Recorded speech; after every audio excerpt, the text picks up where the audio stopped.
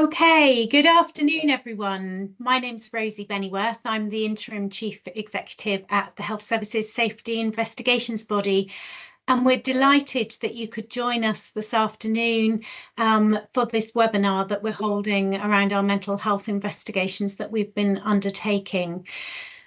Firstly, I just want to say thank you for giving up your time, and thank you also to all of our speakers this afternoon who have come along to talk to us.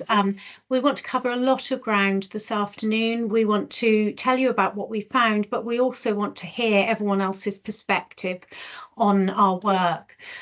For those of you who don't know about the Health Services Safety Investigations Body, we are an organisation that undertakes investigations that really look at the system-wide reasons why things go wrong. We don't apportion blame or liability, and we want to work with the system to look at how we improve patient safety across the country and beyond. We know that sadly we see the same instance happening time and time again, and we want to make sure that we actually make sustainable change, and we work with you all to support you to make the sustainable changes that are needed in order to make care safer for patients. This series of mental health investigations was actually directed by the Secretary of State, Steve Barclay, when he was in post. And it's been a really important piece of work for us. And we hope that you find the findings useful. We are always keen to hear your feedback about our work, and we're always keen to hear any risks that you are seeing and any areas you think we should investigate. So please, do get in touch with us at any time. The details of how to do that are on our website. So that is all I'm going to say. We've got a packed agenda this afternoon. So without further ado, I'd like to hand over to Craig Hadley, one of our senior safety investigators, who's going to take us through the findings of the investigation. Thank you, Craig. Thank you, Rosie. Can I just confirm that you can see that that slide I've presented on my screen? Yeah, we can see that, Craig. Perfect. Thank you so much. So good afternoon. I'll now provide a short presentation going through the key aspects of each of our published mental health reports. This is only going to scratch the surface in the short time that we have available, and give a flavour of the content, but with many other topics covered in each full report. So please do access our reports online to enable a full awareness of the contents of each. So to gather the evidence and the investigations, we visited mental health providers across the country. We engaged with many further health and social care organisations such as ICBs and social care providers, and also patient charity organisations and advocacy groups. Particularly, we engaged patients, families and carers. This was in inpatient settings, during one-to-one interviews, in person and online, and by holding a series of focus groups both online and in person. The patient, family and carer voice was crucial for us to explain the delivery and the impacts of mental health care across England. We published 4 full individual investigation reports, an interim report, and then the 6th overarching report, which was published yesterday to align with Mental Health Awareness Week and, of course, this webinar today. So back in 2024, in October, we published the first report, Creating Conditions for the Delivery of Safe and Therapeutic Care to Adults in Mental Health Inpatient Settings.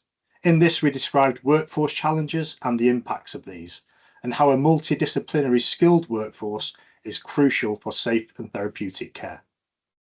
We saw significant variation in estates and in wards, and impacts were seen in providing safety for patients, but also in how they supported therapeutic care. Many wards had been repeatedly refurbished and were now approaching points where they become no longer fit for purpose, and we saw how funding and prioritisation impact the ability of providers to carry out long-term improvement plans. We talked about professional and personal rules that support safe and effective therapeutic relationships between staff and patients, and how organisational factors such as approaches to mixed-sex wards, creating inclusive environments, and the digital technology used can influence patient safety and therapeutic care. We also considered wider factors on the culture of care and that is the values and beliefs that can influence care delivery, and also risks that can be present in closed cultures. Then moving into November, we published then the out-of-area placements investigation. And in this, we described how out-of-area placements can lead to distress, feeling scared, anxiety, and can even lead to physical harm through self-harming. Factors for this included new environments, new staff, and also how social care support varied, all whilst patients were being moved away from their usual support network. Patient, family, and carer choice depended upon their personal circumstances, but time and time again, patient and family choices didn't appear to be fully considered in decisions that were reached. We explored advocacy when patients did not have a support network, but the use of advocacy services was variable across the country, including how to access them or them even being offered.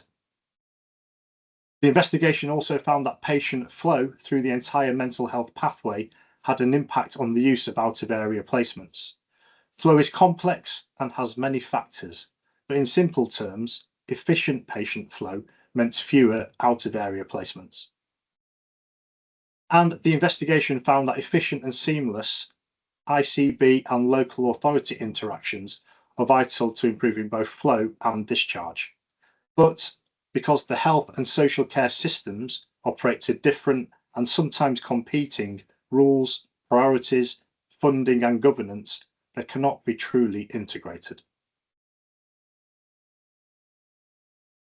Moving into December 2024, we then published the Supporting Safe Care during transitions from inpatient children and young persons to adult mental health services. So the investigation heard that transition, often including discharge, happened due to patients reaching a transition age, which was usually 18. This was even though their needs had not changed. It is regarded as a concrete way to move people on and keep flow through the system. But this isn't in line with national guidance or national ambition, where more flexible, developmentally appropriate and needs-led transitions have more positive patient outcomes. Health, social care, local authority and education organisations do not always work together in a consistent or integrated or aligned way to support positive outcomes for young people. Safeguarding across providers was inconsistent for young people, and we saw blanket restrictive measures being implemented overnight when people reached 18. We described the need to move away from that to an individualising approach based on individual behaviours and risks and not on reaching a physical age.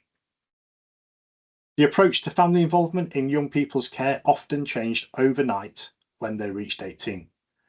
Families and carers felt disempowered and unable to contribute to their loved ones' ongoing care. And this included the ability to keep them safe due to a lack of receiving key information.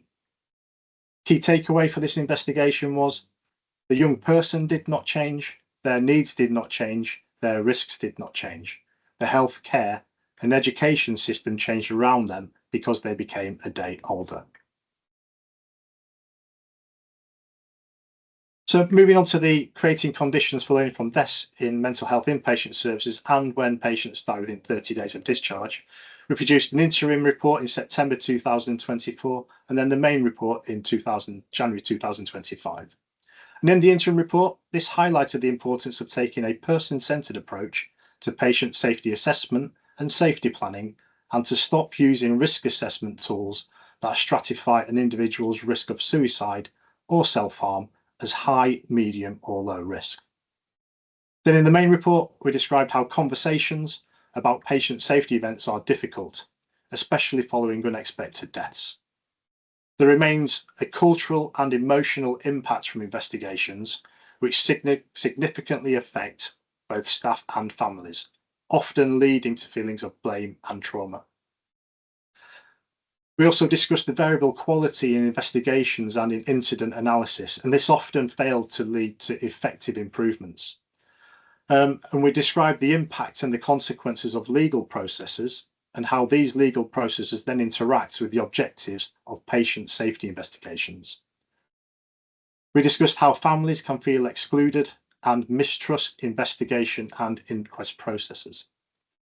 Additionally, staff experienced emotional strain, a fear of blame, and feelings of abandonment.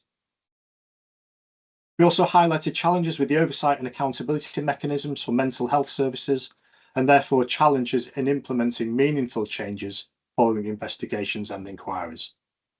And our findings into mechanisms that capture data on deaths were inconsistencies in data reporting, a lack of consistent terminology, and also difficulty in cross-provider comparisons. The investigation highlighted that there is limited follow-up on recommendations from inquests and investigations, with a noted lack of national mechanisms to ensure those implementations. And then yesterday, we published our overarching report of our investigations.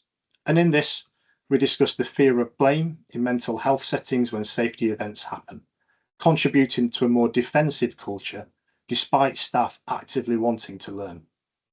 Also, we highlighted how many recommendations to support learning for improvements do not lead to implemented actions. Health and social care integration currently relies upon relationships with an expectation and a hope that they will work well. But where this is not the case, a lack of clear accountability can result in poor outcomes for people. Health and social care are not always integrated, and their goals for people are not always aligned. We saw variation in community service provision across the country, also where poor patient flow can result in people with more severe mental illness being cared for by community mental health teams due to those patient flow issues.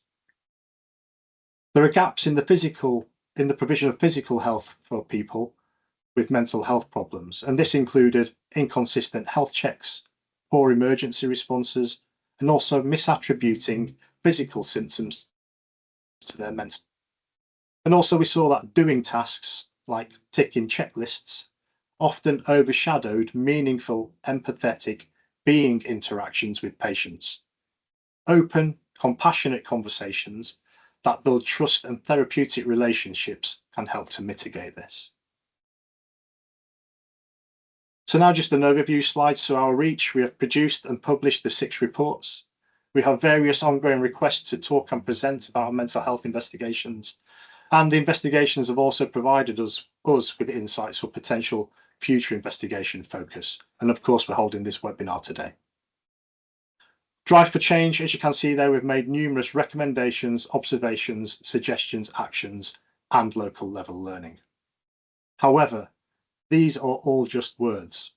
What we really now need to see is the actions taken in response to that drive for change, because that is where the positive impact from all of this work will be felt. Thank you for listening, and also thank you to all of those that we engage with and that have supported our work. I'll now hand you over to Nikki. Thank you very much. Good afternoon, everyone. Lovely to see so many of you here today.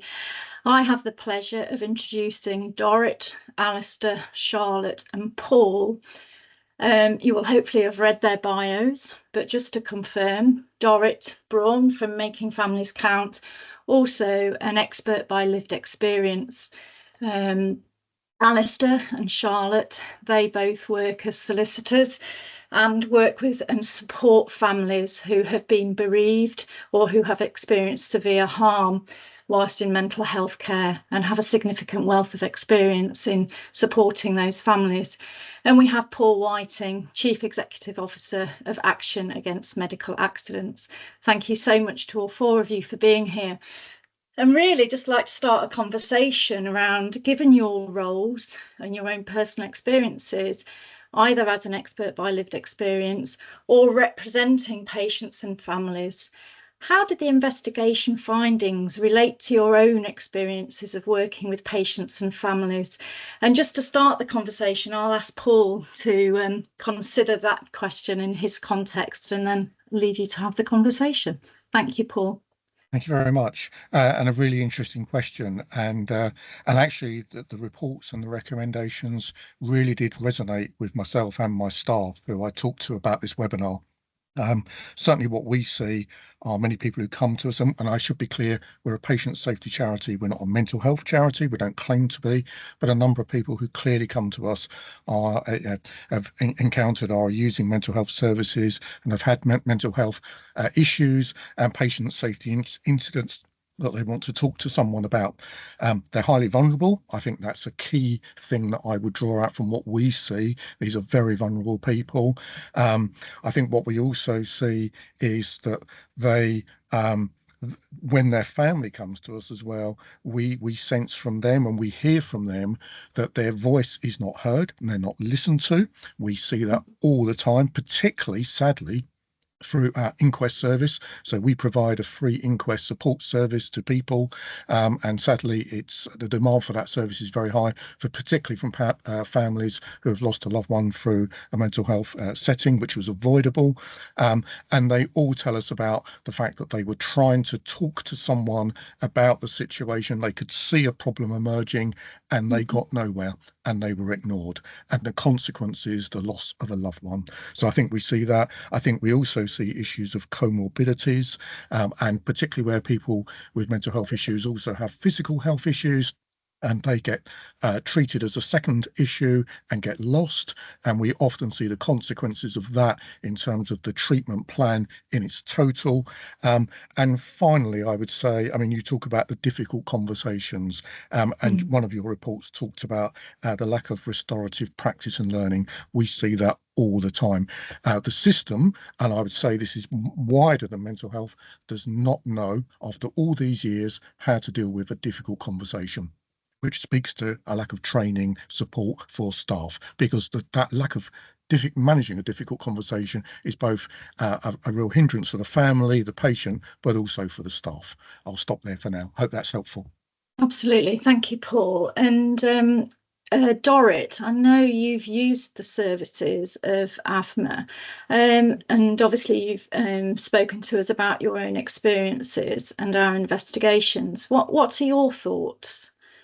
I mean, I really would echo everything that Paul has said. And at the time that we contacted AFMA, we were incredibly vulnerable, to the point where actually I couldn't use the helpline because I couldn't talk. I had to put it in writing. And AFMA are very flexible about how they respond to people in our situation. Someone said, what is it? Action against medical accidents. I think what I took from it in terms of my family's experience was that we weren't listened to and we weren't respected as people that had something to contribute, both to the planning of care for my daughter-in-law and then to the investigation following her death. And so it felt like we were being managed rather than listened to. And I mean, one of the things I wanted to reflect on in this conversation was that my experience of the HSSIB process was in direct contrast. And there's something about how these investigations were conducted, which acts as a model for how trusts might think about learning from deaths, because patients and families and friends were actively involved. We were listened to. There was compassion and kindness in how we were treated. And there was a building of a mutually respectful relationship. Those are the sort of core ingredients that seem so lacking. And I think Paul's right. I think it's about lack of training. I ended up working with Oxford Health Foundation Trust to produce learning materials for clinicians in mental health, because it seemed to me that rather than just going around berating people or producing guidance that nobody seems to follow, we needed to enable people to reflect and learn. And that's what I've been involved in as a consequence. But it's pretty dire. And I think the reports do reflect that it is pretty dire. And it's not that staff are trying to do a bad job. No, not They're not. Thank you, Dorrit, for sharing that. And Alistair and Charlotte, your experiences too. I don't know which of you wants to go first. Go, Alistair. I can see your mouth moving. Well, thank you to both Dorrit and Paul, and I echo what you say. I am not so confident, though, Dorrit, in that trusts do want to do the best job for the families in investigations. I find that sometimes they don't involve families in investigations, so they don't know the full picture. And B, when they do involve families, they only go to a certain level, which means they ask what the families know, and the report is almost to that extent. It isn't a full report. We get involved with in-house investigations and independent ones, and we have had both experience. The independent one was excellent, was very thorough, involved all the parties to the extent that they could, and made detailed recommendations. The problem that I then find is that the recommendations, excellent though they are, like yours, Nicola, aren't enacted. NHS England doesn't want to make changes. I've found that across the board. They don't want the changes that are recommended to be done for whatever reason, and I don't know why. It sort of gets shelved. And so we have the same problem that you found, Nicola, now, that I'm finding 5 years ago and was found probably 10 years ago. And I think it was Lord Francis in his report into the mid-staffs that was interviewed not so long ago and said, well, if they'd put some of my recommendations in place now, we wouldn't be having the problems that we are. Oh, Charlotte, I don't know if you have the same experience.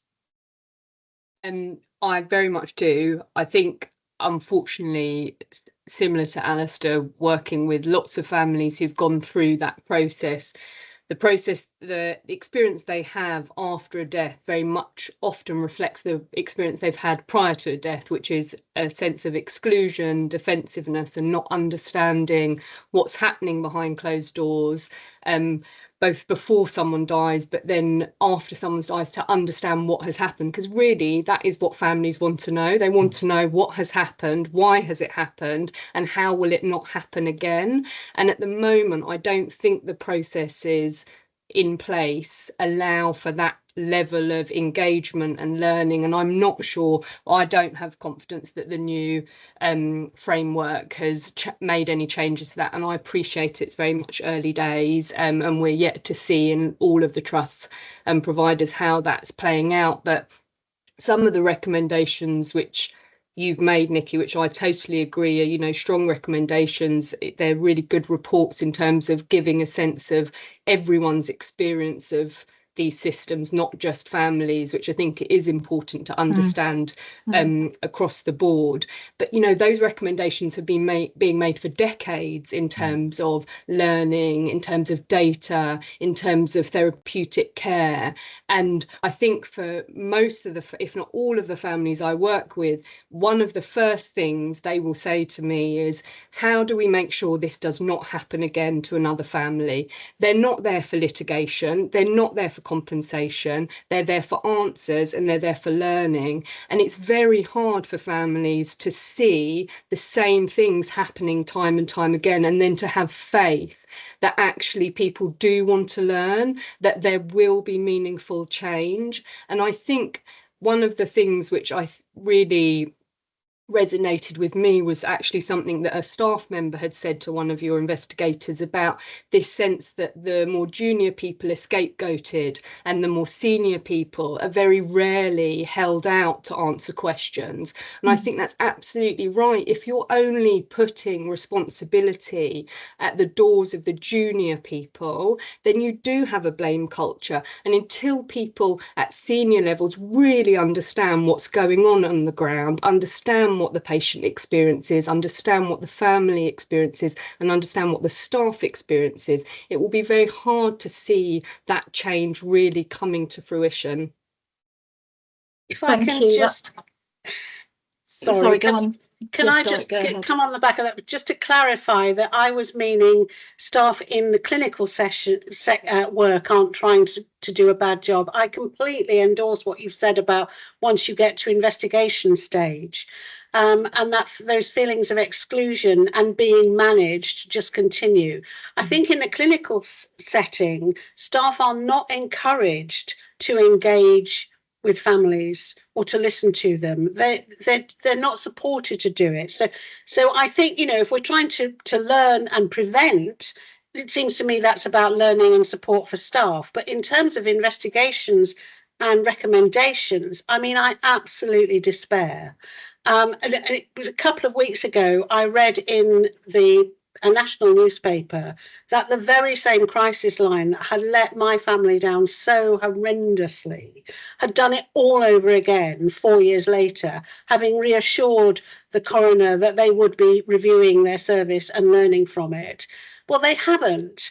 And so, you know, just at a sort of anecdotal level, let alone what you're finding, yeah, my experience was 10 years ago.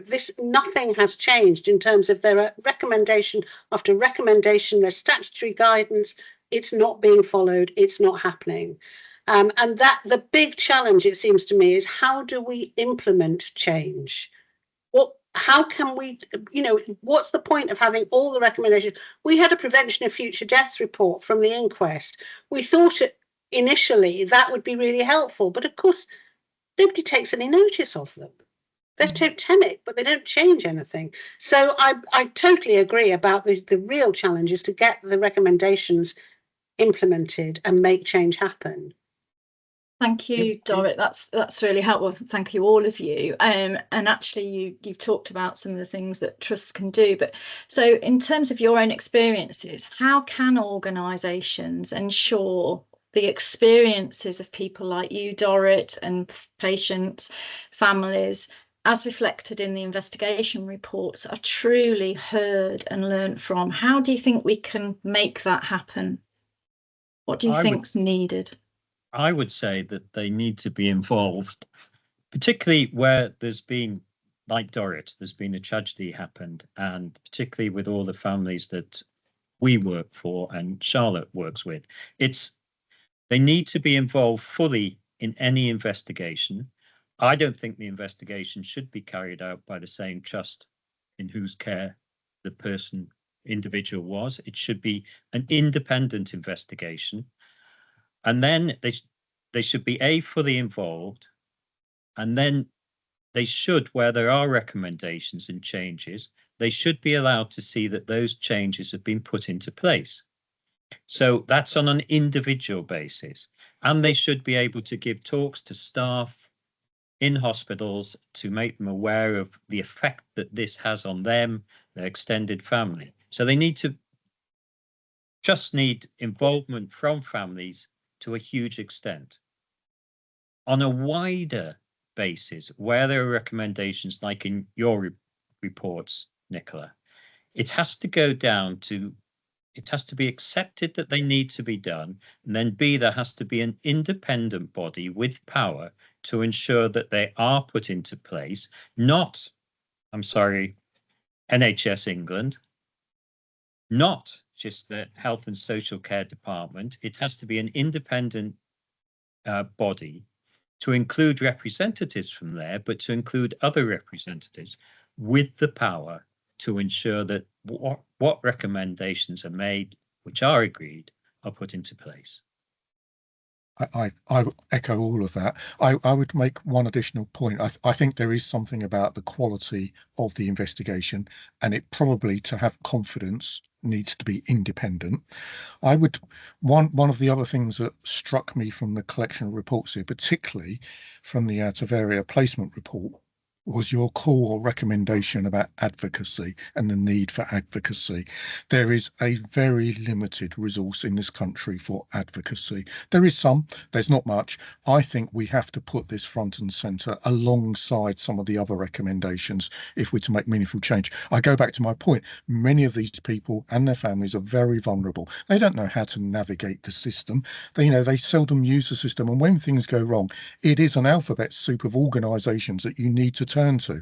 Well, understanding any of these organisations how to address them, who you write to, who you complain to. Most people never, thankfully, never need to do that. They need someone to help them. We do our little bit in that. We're an information and advice service. We're not an advocacy service. We don't have the resource to do it. I wish we could be, but we're not. But that, I think, is also critical in this. I think that's right. And I think that's part of the reason why people like me turn to lawyers, because lawyers are advocates. And you can guide us through the system, but not every. I mean, we had a no win no fee solicitor. But that wouldn't happen now because ours wasn't negligent. But some people can afford it. You don't get legal aid. It's unaffordable for a lot of families. So I think the advocacy point is very well made, Paul, because families are utterly lost and traumatized a lot of the time.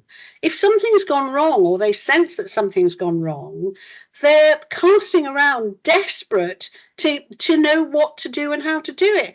In my own case, I've worked in charities, and I knew there would be a charity because of my own professional background. I was just asking around saying, who, there must be a charity. There's always a charity, until I found you guys. But if I hadn't known that there would be a charity, what would I have done? Yeah, absolutely. I gave a quote to a national newspaper last night on the back of the report that's been published today about the cost of NHS litigation. And I've basically said you could save so much of that money if you address the problems up front through proper investigations and listen to and acknowledge the patient harm, because so many people do not want to litigate, as Charlotte said. They really don't.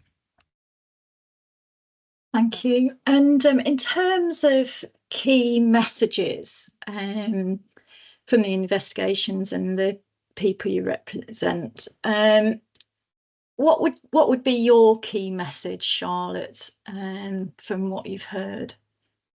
I mean, I think they'd be very much what Alistair referred to. We need some form of national oversight mechanism. So many of these investigations end in recommendations which go into the ether. And I completely agree with one of the points which I think a psychiatrist made, which is that the recommendations that are made are often made by people who aren't on the ground, so don't understand sort of the viability of them and the practicality and the realism of them. But they're also often made without consultation with families or patients to understand whether that recommendation will actually address the problem. And then once they are made, it feels to families that they're put in a cupboard and nothing happens. And in fact, only last week we heard in the Lampard inquiry that one trust had only set up a system for collating those recommendations in 2023. And you wonder what is happening with all of these reports and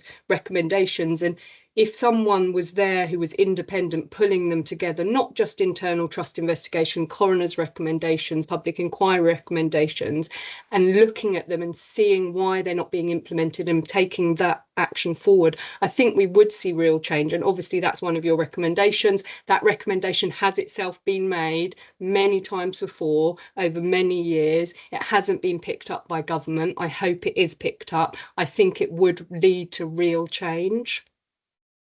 One of the things, Nicola, that I suggested to NHS England and my local trust is that when there's a tragedy and somebody's life is lost, then that family are given the benefit of an outside advocate. They're put in touch with somebody, because sometimes those families are completely lost. They think they're the only person who's lost somebody. They have no idea what to do. They've hardly ever heard of a coroner, never mind an inquest, but they should be given somebody independent who can just advise them of what benefits can you get, help them with the funeral arrangements, help them with any childcare. They're just the call. Put them in touch with a solicitor if they want one. They don't have to have one.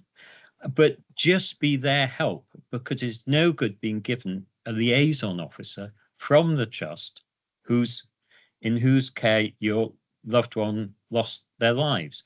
So it needs to be an independent body independent of the trust, independent of NHS England, with no axe to grind or anything. They just want to help a family and almost be the first port of call for the family. And that would benefit the system. Thank you, Alistair. Sorry, Dot, I'm just going to say one thing and then I'll bring you back in. I can see there's lots of things going on in the chat. I'm very sorry I can't keep an eye on the chat and people talking, but I can see about the role of family liaison officers, which links with what you've just said, Alistair, and I can see lots of areas where people have tried different things. So thank you for contributing to the chat. It's really helpful in identifying how we can continue to learn. Sorry, Dorrit, I didn't mean to rudely interrupt you. Go on. No, that's all right. I was thinking as Alistair was speaking that it's almost like after you've been victims of a crime, the police will refer you to victim support, who will offer you support. It's almost like we need a similar sort of independent body who would be able to support you. But I was also thinking about CQC. I mean, the trust where my daughter-in-law was seen have continued to get outstanding, and yet there have been at least 4 deaths associated with that crisis line subsequently. And CQC, in their approach to their inspections, don't really take into account prevention of future deaths reports, or the fact that there might be a repeated problem with one area of the trust. And surely that could be a small change that could be made, so that trusts feel there is a penalty, or potentially a penalty, for not engaging with what a report suggests. I completely agree with what Dorrit said about CQC. I think there's a big conversation to be had about the role of the CQC and its oversight, but it seems to be a real gap in terms of their monitoring of the implementation of recommendations from internal reports, and it's hard to understand why that is. Thank you, Charlotte. Nikki, sorry, Paul. Yeah, can I just come back to a point from earlier about difficult conversations, which I think has been a perennial issue forever, really, inside and outside of mental health issues. And I think you make a recommendation in one of your points about the need for what you call restorative learning, which I think is really important. The process by which healing and learning can follow a patient's safety incident. And we've been thinking a lot about that. We've been developing something called a harm patient pathway, which we've been working with various people on for some time now. That is coming to fruition. And I think that is about trying to engage staff and families in those difficult conversations sooner rather than later. I think what often happens is the shutters come down. The trust doesn't want to hear it doesn't want to engage in it, and actually those families need answers, they need support, and otherwise they will find their own pathway and create their own one, often involving other people, a solicitor, us, etc., etc. But I think it is time that we really embrace this concept. Other areas, prisons, schools, are embracing this concept now. It's time the health service thought about it. Thank you, Paul. I think that's a really helpful area for us to end on. Just very quickly, thank you for your comments around our involvement with people. And just to highlight to people on the call, we used a trauma-informed approach to our interviews, and that was with patients who are still with us, obviously. That was with bereaved families, and that was with staff, because staff hurt too. And I think that trauma-informed engagement approach really helped us, and it sounds like that was beneficial in terms of the feedback we've had. Thank you all so much. Thank you, Charlotte. Thank you, Alistair, Paul and Dorrit. Unfortunately, we've run out of time. I'm going to hand over to Neil now, who's going to give Scott now, who's going to give the organisational and professional perspective from the investigations. Thank you. Thank you. Thank you, Nikki, and thank you to the speakers. It's so important to hear the voice of the patient or the family or that representation, because it's critical in the care of those patients. This segment is more about the organisation, the professional perspectives, which they touched on in the previous segment. So I'd like to introduce Rachel Wakefield, who's a regional allied health professional, but she's got specific background looking at rehabilitation. So welcome. If I can ask Elka Zosbergen, and I hope I've not destroyed your second name again, who's the quality lead for an ICB, and she's a specialist looking at disability and autism, but she's got a background in victim services within the policing and crime area, and Rachel Gibbons, who's a consultant psychiatrist and has been pivotal in development of some of the Royal College of Psychiatrists guidance. So welcome. If you could switch your cameras on. Hopefully they're all online. I can see you, Rachel. I can't see the other ones. Rachel and Elke there as well, Scott. Okay, sorry, that's just my screen, and unfortunately with the technology I can't see it. So as we said, we're going to now look at more of the professional or the staffing, and staff have been vital within these investigations. As Nikki said in the previous section, we used a trauma-informed engagement approach so as we could get staff to speak to us, and it is vital. So Rachel Wakefield, I'll start with you. How do you think our reports, the findings, the recommendations will help staff in organisations to deliver safe and therapeutic care for those patients or people with mental health illness? Thank you, Scott. I mean, I think we cannot underestimate the importance and power of the work that's been done, and I really do thank the HSSIB for this work. So I suppose the thing that's really struck me is a point that was made earlier, which is about this. This almost serves as an exemplar approach, and the thing that's really struck me going through these investigations is actually that there's been a real sense of everybody being valued in the process. So actually families, carers, people using services being included and valued and really considered and involved, but also the staff. And so thinking about my own professional groups, if you like, allied health professions, we feel really visible and really heard in the work that you've done, and that's really important. And that might sound like a given, but it actually doesn't always happen. And I say that from a place of sort of the evidence base and particularly some research that I've been involved in.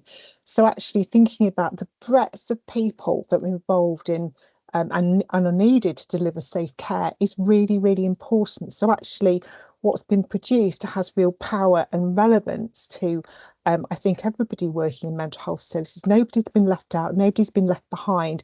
It really speaks to everybody, and that's really important, because one of the things we've heard is that so often work is undertaken that's very good work, but actually nothing happens as a consequence. So it's really important that people feel it resonates with them and it means something to them.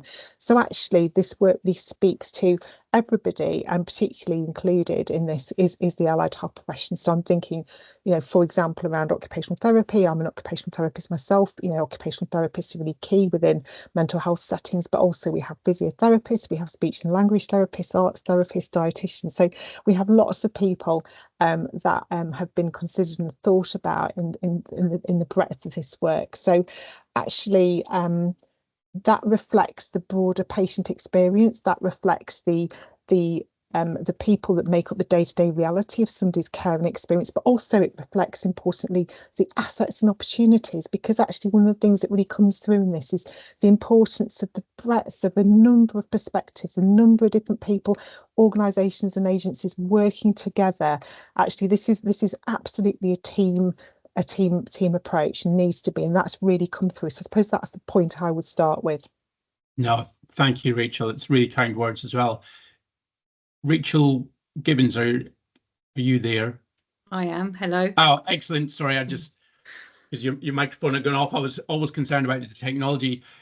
It's really the same for you. Is with your key role within the Royal College and the experience that you bring and your grateful contribution into our investigations, is the same question. How do you think our reports or the recommendations will really change the system? Will they change the system, or will they support the system being changed?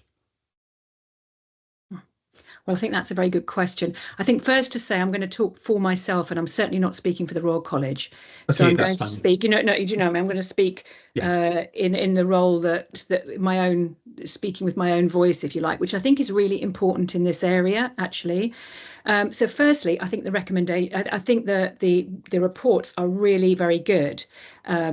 Because they shine a light on something that we all know. If we work in mental health services, it's not like what you're saying isn't something we really know is truthful in our environment. But it's very interesting that that the truth of our experience and what we know is so hard to come by. That somehow I think there's something very important about the concept of truth in big organizations. So we sort of know, anybody who works in mental health services will be sitting there thinking, yes, we sort of know this. We sort of know that this is happening, and what it shines a light on is a really significant cultural dysfunction. And again, we all know that something's wrong with the culture in healthcare. I think a lot of us know that we're facing a persecutory culture where there is scapegoating and blame that happens after serious incidents. What I've been hearing from people talking already, and I was thinking very much about this, is what I'm hearing repeatedly is that we know this, recommendations have gone in, but nothing changes. So I think there's a really important question about why don't things change? How is it that we can know something? How is it that we could have recommendations about something, but the system doesn't change? And I was thinking about that, and I think there's two main reasons. I think one is we have to really address the fear at the heart of the organisation, at the heart of this work. That I think a lot of staff are going into work each day and being faced, there's a real reason for people who work in mental health to be frightened, because actually you can go in each day and something can happen. You're working in a very challenging environment. You're trying to work at the heart of human pain and trying to ease and soothe that. That's why the majority of people work within this environment. But it's a very frightening place to work, because at the height of human pain is also events such as death by suicide. Now, from the work that I've done, there is no way that I can see that individual prediction is possible. And I think this is being borne out by the work that you highlight about risk assessment tools not predicting. So how do you work in an environment where something can happen that doesn't seem to be predictable at all, that just could come out of the blue for you each day? And then the systems and processes that you work within you could lose your job. You could be absolutely scapegoated within an environment. These are very traumatic incidents in themselves. How the organisation and systems around you then function after these traumatic events is profoundly important. And there is actually real harm done within the system, not just to families, so most certainly to families and friends, but also to the staff involved in these organisations from the senior leadership down. So there is a real cultural attitude to do with, we need to find someone accountable, which I think can mean to blame somebody. It's a sort of primitive human response after trauma. We need to find someone to blame. So I think there's something we all need to work on. We need to work on our own human responses to when these traumatic events happen. How do we really have a think about them and try and learn in a state of trauma? And what even does learning mean? So I think we use these words, and these words of learning, we've got to learn, but we don't really know what learning means. How can you learn in the first 3 months after a very serious traumatic event? How can you learn in that 3 months? Oh, we've learned now. We've got recommendations out. Learning takes years. It takes space for reflection and for mourning. And that's how you learn. I'm still learning from very serious experiences I had of patient deaths by suicide in 2008 and 2009. This is a constant process. This is ongoing. So how do we get feedback about the learning that's going on within our systems over many years, not just try and learn within 3 months, which isn't learning at all? Now, Rachel, I think that they're key words in it about learning, and what do people understand about learning, and how do we gain that learning? I think that's really powerful.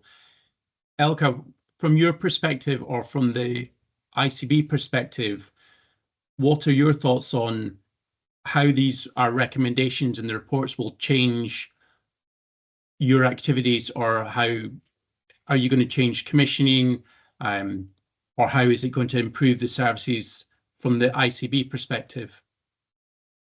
Thank you, Scott. And just to say, I absolutely echo what both Rachels were saying just now. And before I answered that, I just want to go back to the earlier conversations, because I was, furiously making notes because I thought the discussion was really interesting.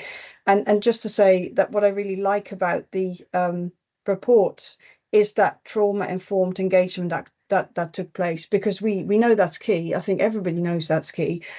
Saying it is easy, doing it is incredibly difficult. And I think that in itself is a huge learning process. And I also wanted to, I was caught by a comment made by Paul Whiting, who said he sort of highlighted a limited available independent advocacy and advice. And I think, again, I'd like to underline, I think that's truly really important, because our system is so complex that even ourselves as professionals working the system is overwhelming and complex. And you just often think what it must be like for patients and families and carers is just really, really difficult. I mean, as I said, I really liked the reports. I really liked the findings and the way it's laid out with really clear actions addressing various organisations. I think I'll go back to Rachel Wakefield's comments about the system. And I think this is why I very much feel as an ICB, we play an important role about that sort of strategic commissioning role, that sort of looking across the system. And I think as an ICB, often we have that bird's eye view of our system and with all its complexities. And I think that's probably the sort of learning I've taken from actually working in the public sector for many years, first police and local authority, and now the NHS, whereby actually our systems are increasingly complex. And I don't just talk about complexity in diagnosis. This is also complexity in a number of different organisations that are involved in a patient's pathway. And I think as an ICB, we can play a really helpful role in keeping that sort of patient pathway to the foreground of our discussions. And I think that's certainly something that I recognise in reading the reports and the findings and the recommendations as well.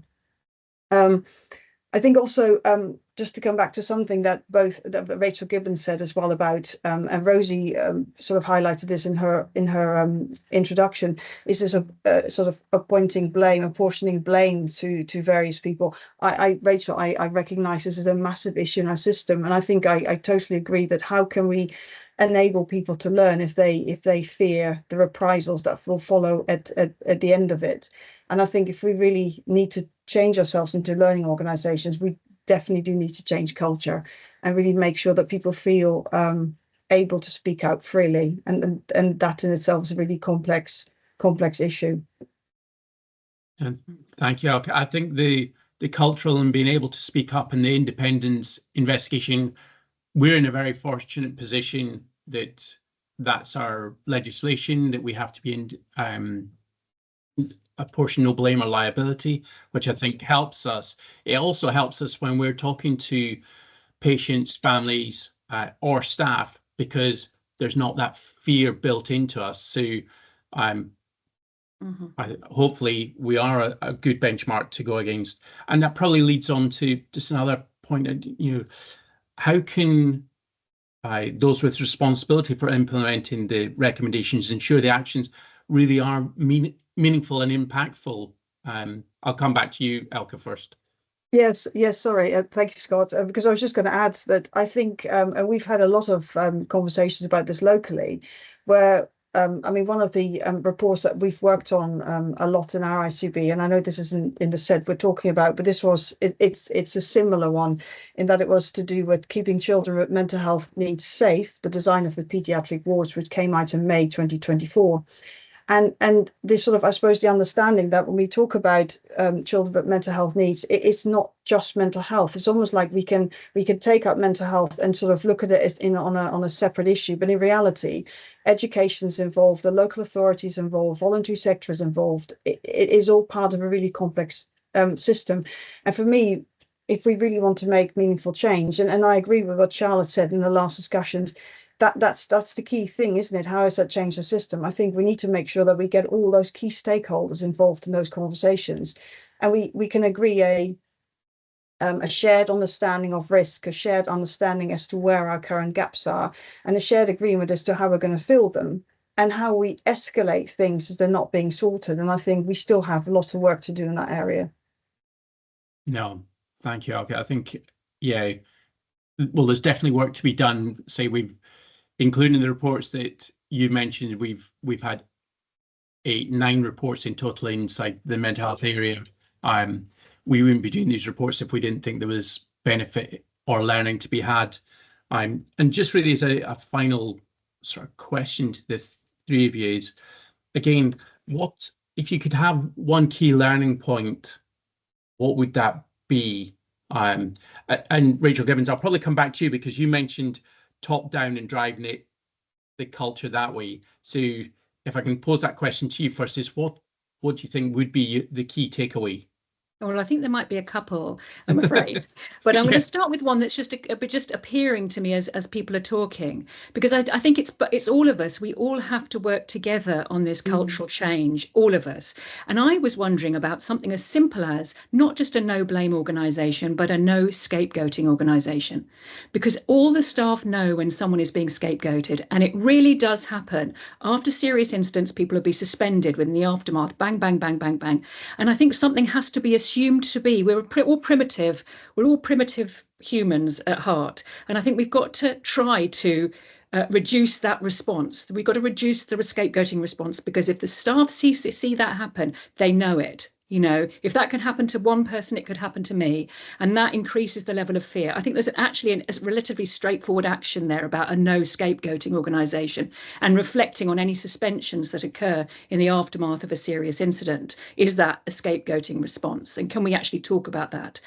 I think the other one key takeaway is we all talk about being a reflective organisations now, but then that is not just lip service, that's actually putting in reflective spaces, facilitated reflective spaces throughout the organisations to help the staff think. If we don't have space to think and process our trauma, we'll just act it out again, and everybody will be harmful for everybody, and it's not good for patient care or care of the bereaved after these events at all. No, thank you. And ultimately, that final comment, we're here to try and improve the patient care, and that's where, and I would say all the staff that we spoke to, that's what people want to do. They're trying to do the best in sometimes a very challenging system. So, Rachel Wakefield, can I come to you, and what would, from your perspective, what is the key takeaway? Well, I was going to say something similar to Rachel G actually around prioritising making space for reflection, and I think that's really important. So I suppose the only thing I'd add to that is about reframing that as something that's not nice to have. I think we need to do some work on the narrative around this time, and actually make sure it's really well understood that it's a patient safety activity as well as a staff safety activity. It's a the value and critical importance of that. But I suppose related to that is around the kind of leadership we need in our organisations to support those things to happen. So I think there is something for me about the messages and the learning for the kind of leadership approach we need to create the conditions for this to happen. So we need, compassionate leaders, and we need leaders who will create these cultures of psychological safety, who, are able to be transparent, who are able to, actually model learning and, demonstrate the kind of behaviours and approach that we want to see throughout the organisations, and make sure that's really well embedded and understood. So I suppose that's the related bit for me around this kind of leadership we need to nurture, encourage and actually create more of, actually. No, thank you, Rachel. I think it's coming through, which is no surprise. Staff can be frightened. What is the culture? Scapegoating, I've heard it from the TV. I think that's, they're really valid points, and it all gets wrapped up into leadership or cultural stance and improving that system. I think it's really important to be able to air that or say that in the right environment, and that it be listened to. It's definitely challenging. Can I just come back with one small point there? Absolutely right, Rachel, because what I was thinking, in psychiatry, I spend my whole life saying to mothers or parents of sort of distressed younger people, the best thing you can do for your younger person, if you like, or for the person you love, no matter who it is to go in to have some space to reflect yourself. It's amazingly difficult that if the leaders of your organisation go in and have reflective spaces themselves, that will go through the organisation 100-fold. So it's a small intervention in the leadership of having reflective spaces, facilitated reflective spaces for the leaders. Woof, that'll go right through the organisation. Yeah, no, thank you. I think that's right. It's changing and giving that opportunity for a system or for an organisation to grow or change the culture. And it can be some small interventions, and it's really worthwhile. So conscious we're near the end of time, but Elka, do you want to just come back in from the ICB perspective? What's the sort of action that ensures the recommendations can be impactful and change the system? I think for me, Scott, it would be about relationships, and I think this is sort of hinted at through all the recommendations in the reports about how we need to work together as a system in order to make these changes. And I think both Rachels have said it in their own specific way, focusing on different aspects. But I think, and the word I was thinking of as I was sort of listening to other people's conversations was actually the word trust. And I think this is one of the really helpful things of your investigation reports, is that they're an independent report. I suppose the HCIP is a trusted brand, by want of a better term, and I think you're gathering learning from across the system, so we can all look elsewhere and think other systems are grappling with similar problems, and sometimes that's in itself that can be helpful, because it makes you feel that we're all trying to learn and move forward. So I think for me, Scott, really it's about relationships, working together and trusting that we all ultimately want to provide that high quality care and safe care for our patients. No, thank you, Elka, Rachel Gibbons and Rachel Wakefield. We're at the end of our session. Just listen to you, and that cultural, or the aspects that are the culture, I think that's probably one of the key changes. Ultimately, staff want to feel safe.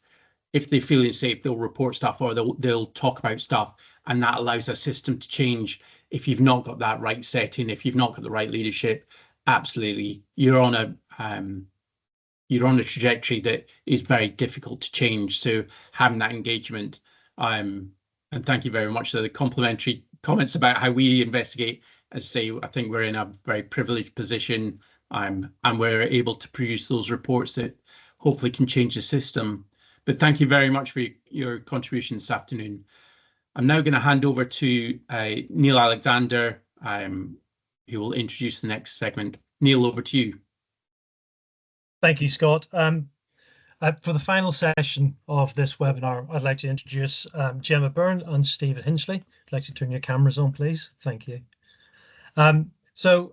Stephen is the Policy and Public Affairs Lead for Voiceability, which is a charity which provides advocacy services, including independent mental health advocacy. And Gemma is Mind's Policy and Influencing Manager and leads Mind's campaign on independent care and the Mental Health Act. Thank you both for joining us this afternoon. Some really interesting chat gone on before, and it's really good to have heard about the from the the sessions we heard before, and actually there's some parts which I'd like to refer back to throughout our chat this afternoon. But from a charity perspective, what do the investigations mean for the people that you represent? So Gemma, could I ask you that question first, and then Stephen, I'll come to you afterwards. Yeah, sure. So at Mind, we've been campaigning for a really long time around the need to improve inpatient care.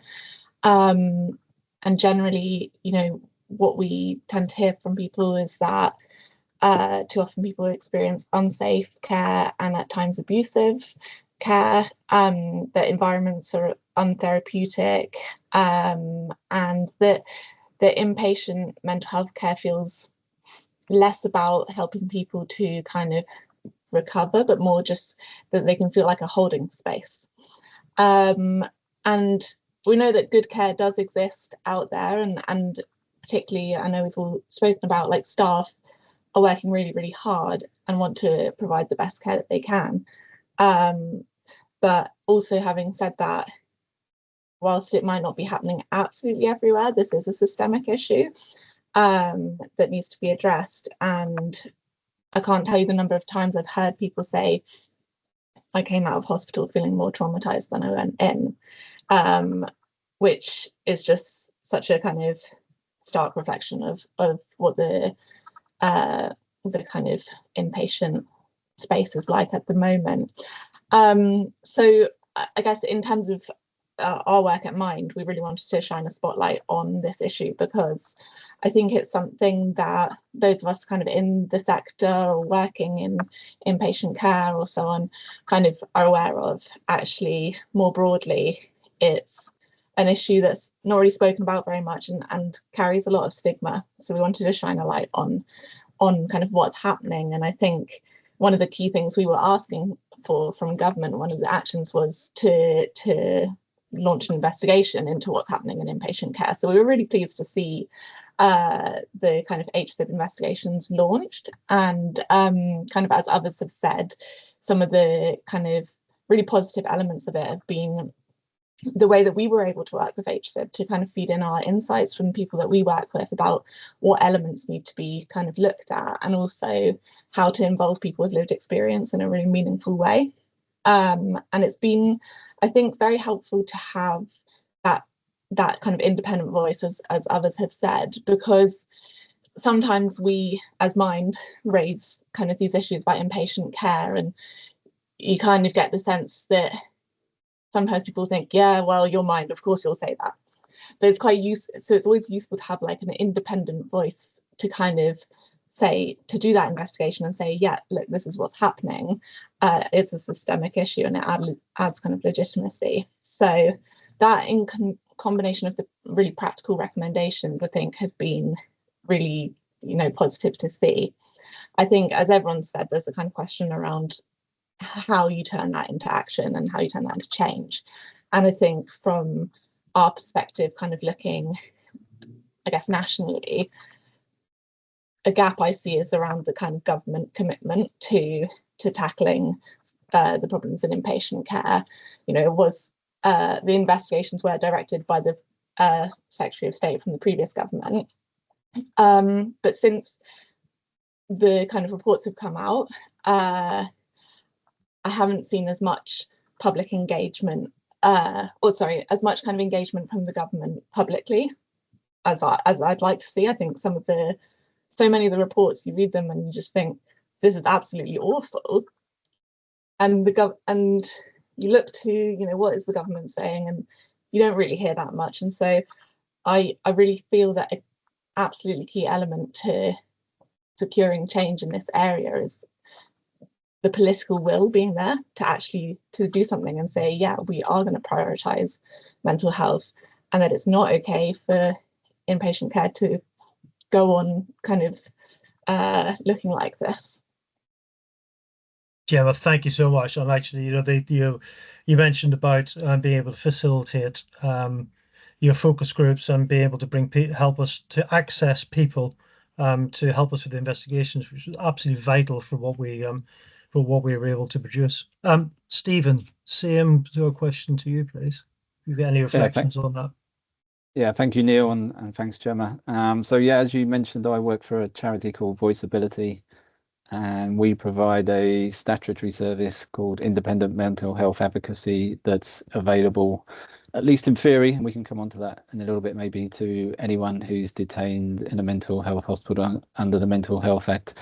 And there's quite a few charities that provide that service, and we provide it in about 30 or 40 local authority areas in England. So through that experience, we obviously work with quite a large number of people over the course of a year that do have experience of mental health inpatient services. And I guess in terms of what does this particular set of reports and investigations, mean to those group of people, I think, first, as Gemma's kind of highlighted, and also that Rosie said at the beginning, what was the context in which these investigations were commissioned? And they were commissioned in a context of concern, public concern and political concern around the kind of safety and quality of inpatient mental health services, and the discussion before that, as you know, people within the system are concerned about that as well. So it's a kind of acknowledged concern.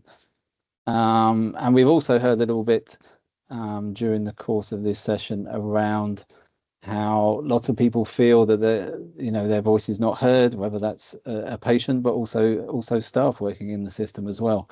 And so I think the first thing, and probably the most important thing, and it's something that's been commented on before, is just the conduct of these investigations. That has been a process of listening really hard to everyone who's got experience, either through receiving or through delivering care within the system, and that's really important to people because as kind of covered in the first session, people want their experience and their voice to be heard so that the situation can improve for the future. And that's why lots of people that we work with who give their time to investigations like this, but also to our own research, they're sharing very difficult experiences, personal trauma, and they do that in their own time at some cost to themselves, because what they really want to see, is change. And so this investigations and reports like this, the thing that it offers to those people is hope of change, and that's the important thing for them. Thank you, Stephen. Really interesting. And something else I'd like to ask you about what was mentioned in the first session was about people not being heard, whether that be your families or whether that be patients or carers, but also about staff having difficult conversations. And is that something you've heard through the work you do with the people that you represent? So, Stephen.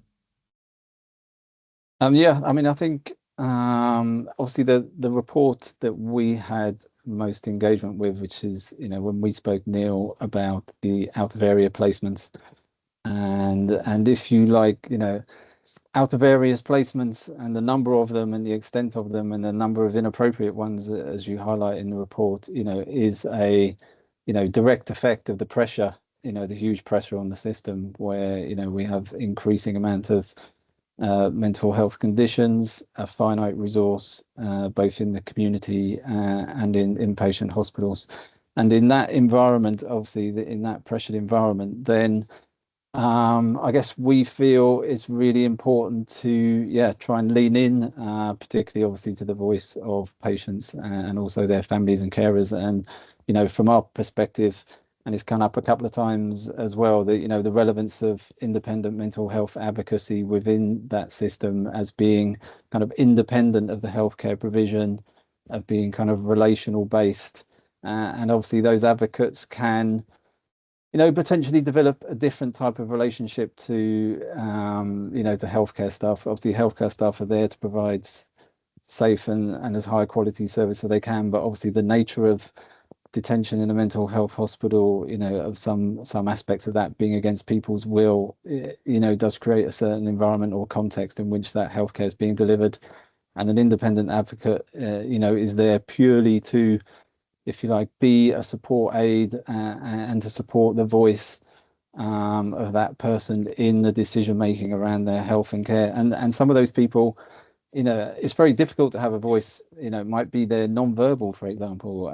It might be that they don't speak English. There might be other aspects to their life that means that it's very difficult for them to meaningfully engage in that decision-making process. And that's why kind of having an independent advocate that does is able to try and work with that person and support their voice in that decision-making process, is really important. Thank you, Stephen. Gemma, just can I get your perspective on that, particularly around staff having difficult conversations? Is that something you hear through the work you do? Well, I guess I'd start off with starting with the patients. I mean, I completely agree with Stephen. I think so often we hear about people who just feel unheard, and that's so disempowering for patients, also for families as well. And I think I won't go into the kind of talking about advocacy because I think Stephen covered it perfectly, but it's so important, and I think there are some kind of important changes that will be made, but also additional changes that need to be made to the Mental Health Act, which is the Mental Health Bill is going through Parliament at the moment, to really strengthen people's access to advocacy. But yeah, I think another element in terms of people's voices being heard that we need to think about is the kind of people being able to feed back on their experiences. A lot of people kind of have got involved in our campaign and have really, I guess, appreciated the opportunity to be able to speak out about what they experienced. But what we hear a lot is that it's very hard to kind of feed back on that experience, say to the trust or to the ward, kind of soon after it's happened, because for a lot of people they might experience repeated admissions, and so there is a big kind of fear culture for patients as well around kind of feeding back about poor care, because people worry, you know, well, what if I end up in that ward again and I get kind of worse care because I complained or I raised a concern. So I think we need to look into that aspect of things, and I think as well with patients' voice more generally, I think an area that we need to kind of put more of our attention to is young people's voice, because young people, I think people in hospital for their mental health in general don't have their voices heard enough. Young people, it's particularly the case, and so again, there are some kind of reforms that we'd want to see to the Mental Health Act. So we're kind of looking at the bill as it's going through Parliament at the moment to try and kind of put in place some changes that would strengthen young people's voice. But just on staff as well, I mean, I'm kind of more able to speak about the kind of patient voice side of things, but I do think a general kind of reflection across the conversations that have happened today is that everyone has said, you know, everyone involved wants to deliver good care and wants to improve things, and there is a lot that needs to be done around kind of having those reflection spaces for staff and everyone involved to kind of feed back and learn. But I think a big kind of barrier to that is just the strain that staff are under day in, day out.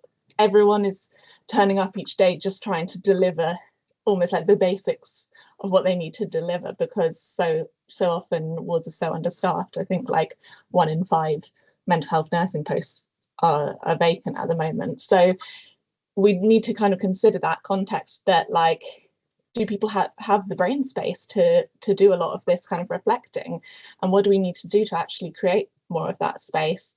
And I do think a large kind of chunk of that needs to also come from the government, looking at you know, funding for mental health staff. That is a huge element we can't ignore, that there isn't enough funding. Thank you, Gemma. So I'd like to take a slightly different question, but I just, you know, given the reports that we've produced, what do you think from your perspective and the people you represent's perspective is the big takeaway, or the one key message that you think is within all of those reports, Gemma? I would say, I'm not good at saying just one, I'll say 2, sorry. But one is that it's systemic. I think that's a really, really important takeaway. I think the fact that we see so many of these issues kind of not just kind of isolated in certain hospitals, but across the board, shows that whilst there are a lot of changes that need to be made at local levels, we need that kind of national drive to actually improve inpatient care across the board, because it's the same issues that are being faced up and down the country. And then the second key takeaway, I guess I'd say, is that inpatient care isn't therapeutic enough. That, you know, we think of hospitals as places where people go to get better, to recover, and too often people aren't being able to access therapeutic treatment. They're not able to kind of take part in activities on the ward. And again, a lot of the time that is down to just a lack of staffing, just not enough staff. Things like if the buildings themselves are in a really poor state, then staff are having a lot of their time kind of taken up by just like monitoring particular kind of risk areas within the building, and that means you can't be doing, you know, therapeutic activities with patients. And so yeah, there are a lot of elements, I guess, to inpatient care where it should be a space for people to recover and have really positive kind of therapeutic experience, but that's not what's happening, and we need to kind of I guess nationally reset our focus on that and kind of Brilliant. Change the way we think about it. Thanks, Gemma. That's really good, really informative. Thank you. And Stephen. Yeah, I mean, we've already talked a lot about kind of patient voice and the importance of that, so I won't recover that. But I think one of the things that I wanted to pull out from some of the reports, if not all the reports, was, and it started in the chat a little bit as well, I guess, is the kind of importance of recognizing neurodiversity in particular. I think I was struck by the observation in the out of area placements that, you know, from your discussions with staff in acute hospitals, both NHS independent, that, you know, their feeling was about 80% of patients who came into the service had a learning difficulty and or autism and or ADHD. And you know, I've anecdotally heard kind of similar representations as well. And what we know is, and this is also brought out in your report, is, you know, if we have good community services in place, that we can avoid a lot of those crisis situations, a lot of those admissions for those groups of people who also tend to have some of the, you know, the most difficult and worst experiences in mental health inpatient settings, in terms of, you know, the environment being noisy and chaotic, leading to challenging behaviours that lead to restriction and seclusion, which lead to, you know, out of area placements a long way from home, and, you know, et cetera, et cetera. So, you know, this report sets out some of the kind of non-virtuous circle that can happen to those groups of people when they get admitted to hospital because of the lack of community service. But you know, if we can try and solve that problem up front, you know, just, you know, it'll create a huge difference, obviously most importantly for those individuals themselves, but also for the health and care system in general. And thank you, Stephen. Yeah. That's really, really helpful. Thank you both so much for your giving your time up to talk to us this afternoon. I'd like to hand over to Rosie for the closing remarks. Thank you, Rosie. Yes, thank you so much. So firstly, can I just say a very big thank you to all of our speakers this afternoon. I think we've had a really rich conversation and really useful remarks and really useful discussion. So thank you to everyone who's taken part. And can I just also say thank you to you all for all your engagement. I think I've been watching the chat over the last hour and a half, and great engagement. I think there's been some amazing kind of information shared in the chat as well. And that's what we're really keen to do. We need to learn and share together and work on this together. These kind of things that we're seeing, they're only going to improve if we collaborate and if we all work together to solve them. So thank you. I believe this is being recorded, so we can share the recording. Also, we are going to, I think Nikki's kindly agreed to kind of work through the chat and summarise that and see if we can share that with you. So we will do that as well, so we can make sure that you get copies of that. This is the first time we've done this type of webinar with our investigation reports, and we'd love to hear your feedback about whether it's been helpful. What we want to do is share the information from our investigations with as wide an audience as possible.